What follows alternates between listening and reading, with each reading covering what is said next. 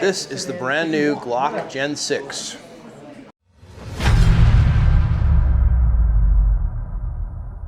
True with Guns America, I'm holding in my hands a G17. This is the brand new Glock Gen 6. I am here in Georgia at the Glock factory, and the Glock has just introduced 3 brand new models of pistol in this Gen 6 configuration. So we're going to quickly run through the features, what's different, what's the same, what's compatible, what's not, at least as far as I can tell you right now. So I have shot this gun at this point, but I have not shot it outside of the Glock factory. So I have not done any independent testing, but I have shot it. I've shot all 3 of the new models and they ran flawlessly. But once again, with the caveat that that was here at Glock. I did not take them to my range and do it on my own, so take that for what it's worth. But let's talk about this G17. So before we jump into the features, let me tell you there's 3 models. First one is the Glock 17. This is kind of the tried and true Glock. It's the first Glock. It's kind of the most famous Glock. It's one of the models. Second one is the Glock 19, which also is a very famous version of this. It's a shortened grip, a little bit shorter slide and barrel. I have one right here, and we will look at that in just a minute, but they're the exact same features on these, other than this is just a slightly different model. And then the other model is the Glock 45, which is sort of a hybrid of the 2 of these. So let's look at it this way. The Glock 45 is this gun, the 17, if you were to take the Glock 19 slide and put it on it.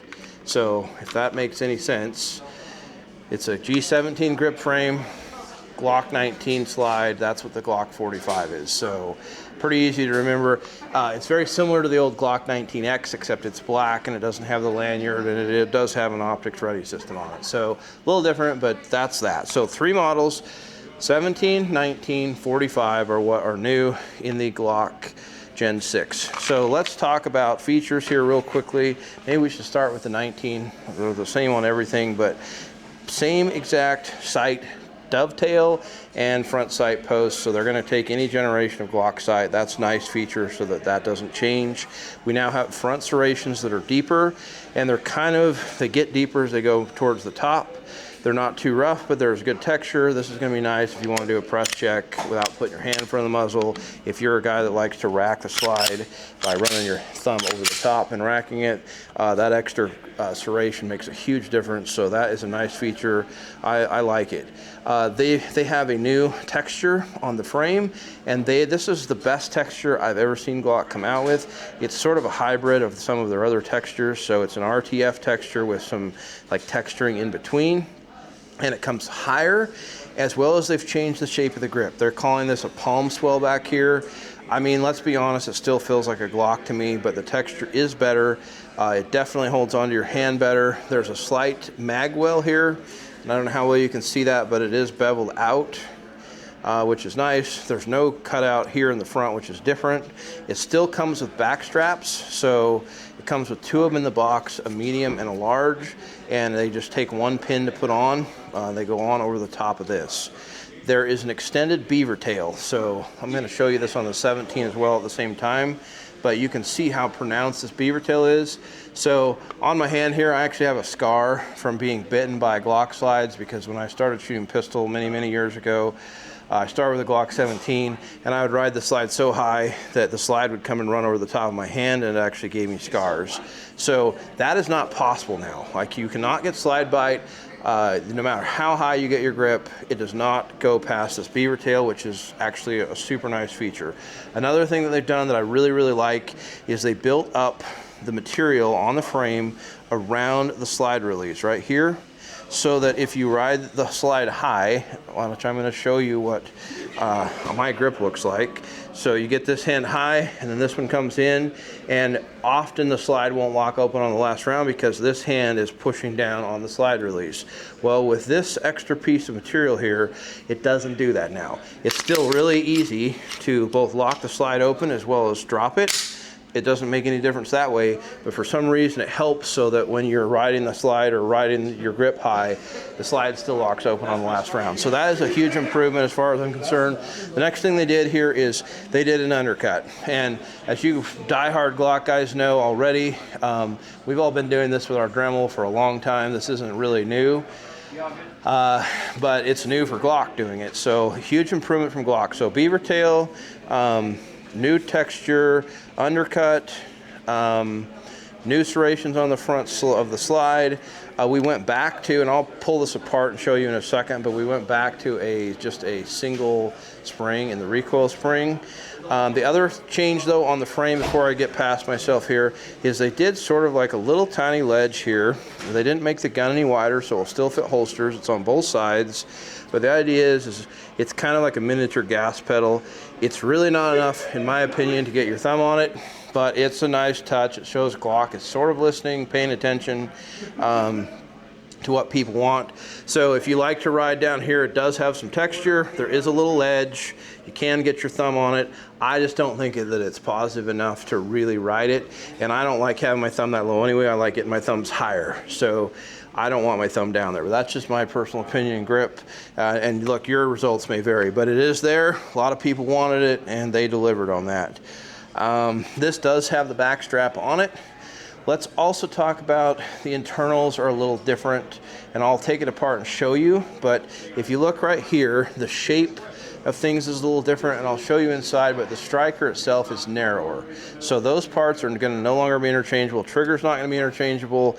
Those parts in the striker are not interchangeable. And then they did a new 3-part extractor, and you can't really see it without taking it out. But it's different. This piece is different. It's still 3 pieces. I've taken it apart at this point in time, but it's supposed to be better. So that is new on this Gen 6 as well. As always, they're still using their hammer forged barrel, and I have actually seen these being made here in the factory, and it starts out as a piece of metal about that big around, and they actually machine it, and then they stick it in a hammer forge, and all these little hammers literally condense it down. It actually condenses the metal to, I believe, like a 46 Rockwell scale. Then they finish machining it out and milling it, coating it. So this is a really tough barrel. It means you're going to get a lot of rounds out of a barrel like this before you get anywhere. Hammer forging is definitely a superior method, and they're doing that here. They're holding pretty insane tolerances on their slide, which is impressive. And then let's talk about the trigger. This is not interchangeable with older generations, but it is now a flat face trigger. So if that's something that you like or wanted, that's nice and a good thing. This has the extra back strap on it right now, so let me show you on the 19. But the idea here is the way they did the palm swell and this grip, it's a closer distance between here and the front of the trigger, so that you actually have better control over the trigger by not having to reach as far. So it's a shorter distance in here, and that kind of is clear to be able to pull the trigger.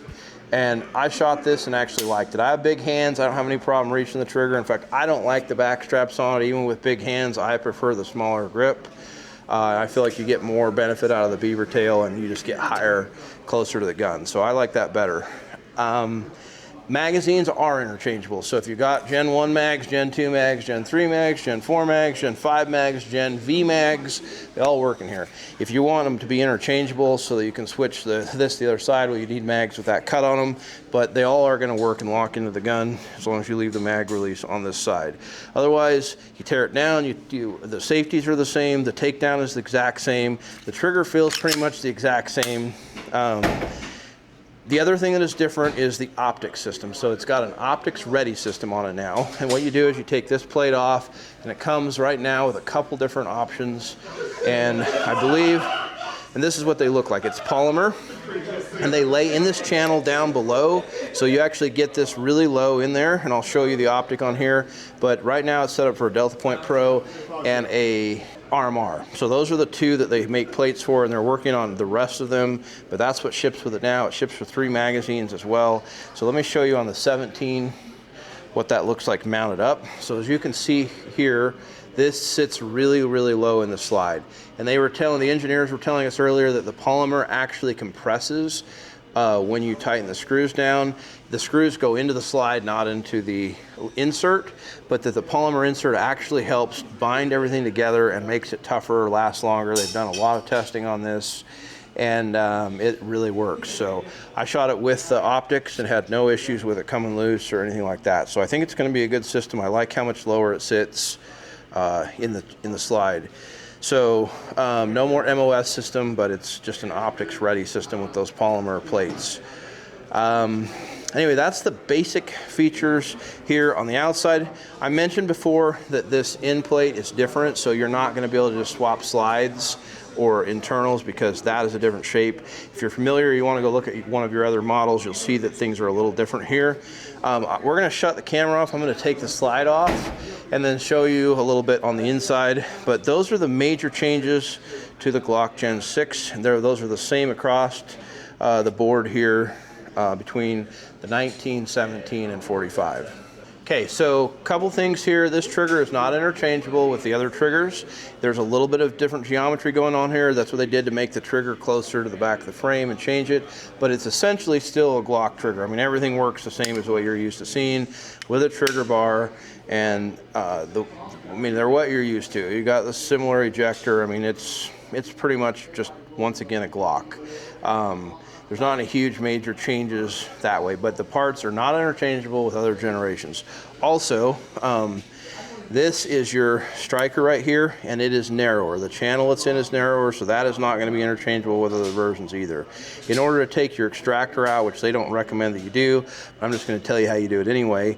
You take your end plate off, you pop your striker out, and then you take your Glock tool and you push it down in this hole right here that is on the same side as your safety or your striker safety. And you push it down until it clicks, and then then you can take out your striker safety, and then it allows this stuff to come out from the side here. So that is what's going on there. And then this is your recoil spring. So this is a Gen 6 recoil spring, and as you can see, that's just one spring, no more dual springs. Which is interesting. So apparently it's not necessary, but otherwise, I mean, it's a Glock, and I don't know what else to say about that. I shot it. It still feels like shooting a Glock. People are like, what do you think? And it's like, well, I mean, I like it. I think we're moving in the right direction, but it's not like a huge change in any direction. It's still a Glock. I mean, I love the fact that it doesn't have the finger grooves. I didn't like those. The texture is better. The undercut is better. The beaver tail is better. The optic system is better. So these are positive changes, but it's underneath it. It's still a Glock. It's still exactly what you're used to. So if you are a Glock fanboy and you love these things, you're still going to love this generation of Glock. This, to me, is huge. This is probably my favorite thing about the whole thing is the built up around the slide stop, just so that when you grip the gun in what I consider properly, which is high, you don't have the slide closing on you on the last round. If I was to critique this, I mean, look, they just did a whole generation, all these changes. It's 2025 right now, right? Why do we not have a pick rail under here? That is my question. That would be my critique. So Glock, if you watch this and you're listening, you screwed up, in my opinion. This should have been a full pick rail. Put the serial number somewhere else. And kind of get on board with the fact that all of us want pick rails on our stuff so that we can universally run lights on different things or switch them off of an AR. The other thing I will tell you that was solidified here at Glock is that they are making a Glock rifle. It is in production. We saw some of the parts being tumbled today, some of the bolts. They have a line set up, but we're told it's only going to be available for law enforcement and military, at least for the near future. Maybe that will change eventually. Otherwise, let us know what you think about the new Glock Gen 6. Those are the features.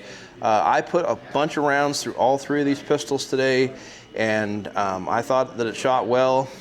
I shot some really nice groups with it when I slowed down. I shot some really tight, fast groups with all three pistols, meaning I'd switch pistols. So I'm not the one that zeroed these, but was able to hold all my shots from three different pistols with three different red dots in like this and shooting it really, really fast. So impressive in that context. Anyway, that's the story on the Gen 6. By the way, not to get into the politics because I really don't know, and so I hate to speculate or cause other people to speculate, but we did hear the co-CEO of Glock today tell us that, hey, the Gen V was not in response to California's law banning Glocks. It just happened to be poor timing. That's how that worked out, and they did not come out this generation of the Gen V in response to that. They already have had this in the works. They've already been testing it for a long time with these changes, and that the timing was simply poor. So I don't know whether I believe that or not. I don't have any reason not to believe that they're telling us the truth, but the timing certainly was poor. And this is just my personal opinion as an American, but a company as big as Glock and that has has so many weapons with our law enforcement and military protecting Americans already. I wish that Glock would have stepped up, and I still hope they do. I still think they can, and sued California for, instead of, you know, they're blaming the gun manufacturer for illegal things happening with guns, instead of suing China for the switches that are coming in, or instead of suing the harbors or the boats or a number of other people that are responsible for the illegal parts coming in, I would like to see Glock get involved in that fight and actually stand up for American rights and sue California for that. So it's not too late for that. Maybe it's already in the works. I'm not throwing shade at Glock over this at all, because I don't know what's exactly going on, and it wasn't super clear today, but they were clear in the fact that this is not in response to that law, that this was already in the works. So for what that's worth, that's what we were told. Anyway, hope you enjoyed this video. Please make sure you like, subscribe, and share, and we will see you on the next video.